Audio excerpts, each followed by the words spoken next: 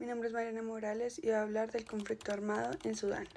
Sudán enfrenta actualmente una guerra civil desde comienzos del 2023.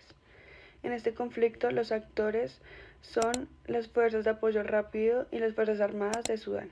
La guerra civil estalló cuando las fuerzas de apoyo rápido realizaron ataques coordinados a ciudades importantes de Sudán, como Jartum, la capital, y otras importantes como Marou y Ubit. Esto ocurrió debido a las rivalidades entre los líderes de ambos bandos que antes habían trabajado juntos para la victoria del golpe de Estado del 2021, pero que desde ese momento se enfrentarían para obtener el poder del país. Para analizar este conflicto es necesario hacer uso de varias categorías analíticas que permitan entender el conflicto y sus impactos. En este caso voy a hablar de tres variables que son la política interna, la historia y la economía. En primer lugar, considero que la variable política interna es esencial para analizar el conflicto, porque esta variable son las decisiones internas que toma el gobierno y las medidas que toman los líderes políticos, o en este caso militar, según sus intereses. La política interna permite identificar de qué manera las estructuras políticas están conformadas y divididas. Hacer uso de esta variable permite entender el origen de las tensiones internas de Sudán y de igual forma que la inestabilidad política. Sudán en este momento cuenta con una política interna débil, pues carece de un gobierno estable y esta lucha por el poder político impide un gobierno unificado.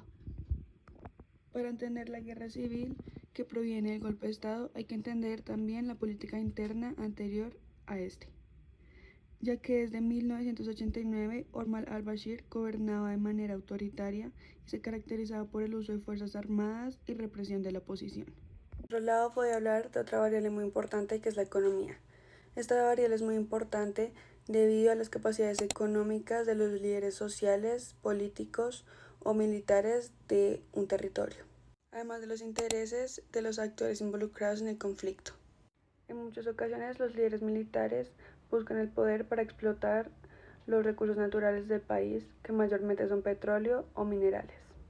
Dentro de esta variable también se puede analizar las dificultades financieras que una sociedad ha tenido por mucho o poco tiempo, lo cual lleva a tener un sentimiento de lucha o de protesta contra el gobierno por unas condiciones mejores de vida.